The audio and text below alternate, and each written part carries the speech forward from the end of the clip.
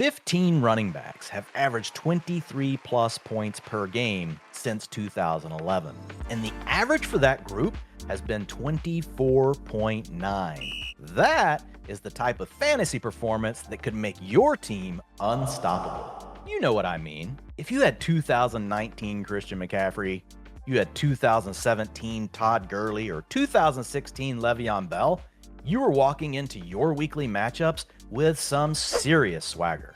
The most interesting part about this group of backs is when we look at their utilization and talent profiles, they all had 5 things in common.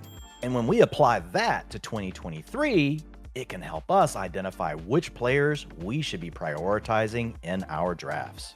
So the first criteria that we have to talk about is the fact that these backs were primary receiving options. Only 2 of the backs that reached 23 points per game had a route participation under 60%.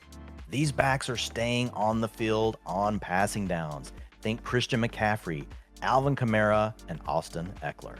Additionally, only 2 of these backs failed to reach the 20% target rate that most RB1s get.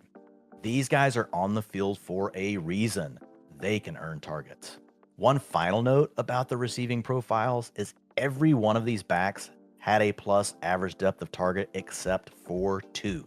And historically, what we've seen, guys that can put up a high target rate and a plus average depth of target are more likely of repeating. These are not your swing pass check down guys when everything else in the offense goes wrong. No, these are guys that are highly integrated into the offense and have a much higher chance of being a first or second read. While this doesn't mean we can't get good or even really good seasons out of backs that don't meet this criteria, it does make it much harder for them to hit the top percentile outcomes. So that brings us to our first round of knockouts, and it eliminates some of our backs that are more dependent strictly on rushing. Jonathan Taylor might be on the field more for passing downs this year. Naheem Hines is gone, but he's never been a high-end target earner. His 13% target rate is well below the threshold. He's also a negative ADOT pass catcher. 2 other similar backs to Taylor, we have Nick Chubb and Derrick Henry, who are not high-end target earners and not highly integrated into the passing game. And finally, a few more names we can mark off: Kenneth Walker, Miles Sanders, J.K. Dobbins, Travis Etienne, and Rashad Penny. The second thing that a lot of these backs had in common, 10 of 15 were the primary rushing options on their team. Only 5 backs didn't reach at least 60% of their team's carries. We want backs with a chance to dominate the rushing touches. And in fact, if we dig a little deeper, 2 of the running backs that missed the 60% threshold would have actually made it, but they missed 3+ games.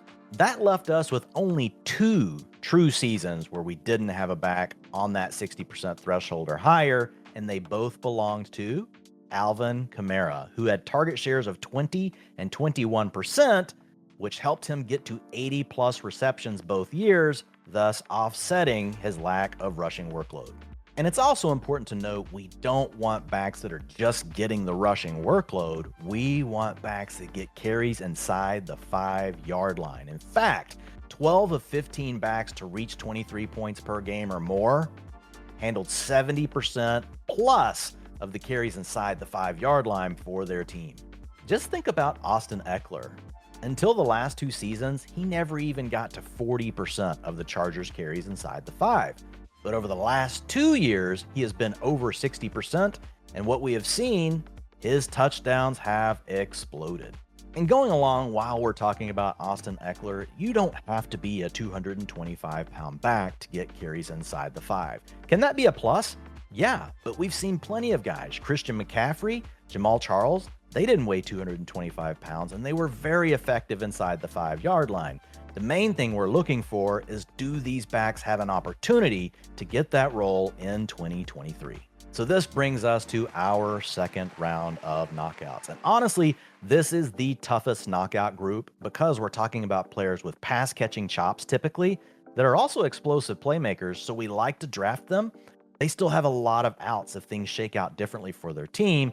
But right now they've got competition. So all of the backs that we are about to remove from our list have one thing in common. they have a teammate also going inside the top 48 running backs according to ADP.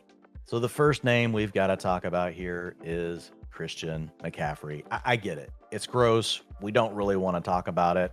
But the challenge here is Elijah Mitchell. In games without Mitchell, the upside was still clearly there for CMC, 24.9 fantasy points per game. But when Mitchell was around, only 16.7. Furthermore, when we look at the rushing attempt splits, 34% when you had Mitchell, 59% without. And it didn't just stop there, it also impacted the short yardage carries where you get the touchdowns, only 43% for McCaffrey with Mitchell versus 68% in games without. Well, if you thought the CMC name was big, you're probably not going to like this one either, and it's Bijan Robinson. So you see why I talked about this list ahead of time, saying it's the hardest knockout list. But Tyler Algier is also still going inside the top 48 running backs. And the other factor here is Arthur Smith. We have seen him keep his best players off the field for unexplained reasons. It's happened to Drake London. It's happened to Kyle Pitts. So the threat of a rotation is real. Not telling you not to draft Bijan Robinson in the first round. He has every down talent, but he does get the knockout in this case. And finally, we have a few more names here. We've got Jahmyr Gibbs, who's got to deal with David Montgomery.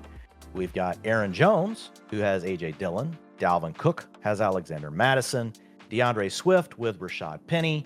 James Cook with Damian Harris. And finally, Devin A-Chain has to deal with Raheem Mostert and Jeff Wilson. Only 4 of these backs failed to take at least 12% of their carries for 10-plus yards. And in fact, over half of them were at 14%. We want running backs that can create big chunk plays to give us easy fantasy yardage, as well as give us the chance to go the distance on any carry. 9 of 15 of these backs had at least one 40-yard touchdown run. And furthermore, we didn't have any running backs below the 10% explosive rush rate make it into the group. So that brings us to our third round of knockouts. We have the backs that didn't at least get to the 10% explosive rush rate. Number 1, Cam Akers at 9%. Number 2, Joe Mixon at 8%. Gross. Najee Harris, 7%. And this one was a little bit sad. Rachaad White, only 6%. And to round out the rest of this group, we've got Isaiah Pacheco, David Montgomery, James Conner, A.J. Dillon, and Brian Robinson of the Commanders. And that brings us to our final criteria, and it's a pretty simple one. We want backs that play on winning teams. So of the backs to reach the 23-point threshold, their collective team record was 142 wins and 82 losses. 10 of the backs were on teams with at least 10 wins. We had another 3 on 7 and 9 teams, but that did include Dalvin Cook, CMC, and David Johnson. It was Dalvin Cook's best receiving year, and you guys know what CMC and David Johnson can do. And then our final group, we had 2 teams at 5 and 11 with another appearance from CMC because he's a receiving badass, as well as Saquon Barkley in his rookie season. So that brings us to our final round of knockouts, and we will use BetMGM's current projected win totals, and that is Josh Jacobs with the Raiders at only 7.5. Ramondre Stevenson, definitely tear face emoji, 7.5 wins projected for the Patriots. And guys, I would take the under on that. And Dameon Pierce for the Texans, who are projected to win 5.5 games.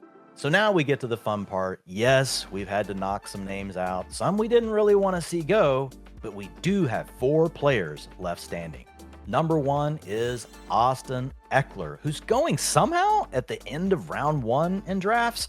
I think you can make a strong argument, especially based on this data. He should go ahead of Christian McCaffrey, who's going at the top end of round 1. Number 1, Eckler is a target monster, a 28% target rate last season, positive average depth of target in 4 out of 6 seasons in his career. We don't have any other backs from the Chargers inside the top 48 running backs according to ADP. He had an 11% explosive rush rate last season. And finally, the Chargers are projected for 9.5 wins this season. This is a back that checks every single box. Number 2, we have Saquon Barkley. He is a little more borderline, I will tell you, versus what we're getting with Eckler. He's a solid target earner, a 22% career target rate, so he definitely gets over the 20%, and he's had a positive ADOT in 4 out of 5 seasons. Also, no other Giants running backs inside the top 48 in ADP. He has that 11% explosive rush rate. I do need to note, though, we have seen deterioration from Saquon in this area. His yards after contact are also down. Missed tackles forced also down over the last 2 seasons. So a little bit of risk here. He's my least favorite from the group, but he does technically qualify and hits all of the criteria. And now let's talk about the third name. This is my favorite one in the group, and that's Tony Pollard. And the big part is he's going at the end of round 2, sometimes in early round 3, and you have an opportunity to draft a player that could be the RB1 overall in fantasy this season. High-end target earner, a 23% career target rate. He's had a plus ADOT in his last 2 seasons. He's got a wide open depth chart with Zeke gone. No other running backs from the Cowboys going inside the top 48. And then he's got a 16% explosive rush rate. That is absolutely phenomenal. And his career average is 13%. So it wasn't just an outlier season. The Cowboys are projected to win 9.5 games. Yes, they could re-sign Zeke, but the luster is gone with Zeke. We have seen the rest of the NFL basically reject the idea of signing him to any kind of big contract. So if the Cowboys do sign him, let's just hope this pushes Pollard further down the board and we can continue to draft him to our teams. And that brings us to number 4, Breece Hall for the New York Jets. Yes, he is coming off of an ACL injury. We'll talk about that more in a second. But first, high-end target earner, 28% target rate last year. Yes, it was on a small sample, but he was an elite target earner in college as well, so it does line up. He was a plus ADOT player last season. Another wide open depth chart. There are some names, but none of them are going in the top 48 running backs according to ADP. 19% explosive rush rate. That's going to come down some. Again, we are dealing with a small sample, but like we talked about with his targets, it matches what we saw from him in college. And the Jets, with Aaron Rodgers at the helm, are projected for 9.5 wins. The bottom line with Hall is he would be in my top 3 ranked backs this year. He wasn't coming off of the ACL injury. The good news is our Twitter docs have been very bullish. In fact, @SportMD Analysis went on to say Breece fits the outlier mold. He's young. He's in the 96th percentile as far as athletes go, with high draft capital, and that group of players has a tendency to recover faster. As a mid-3rd round pick, you may have to wait a little bit for Hall to get going, but by the time we're looking to win our fantasy playoffs, you could be crushing your league.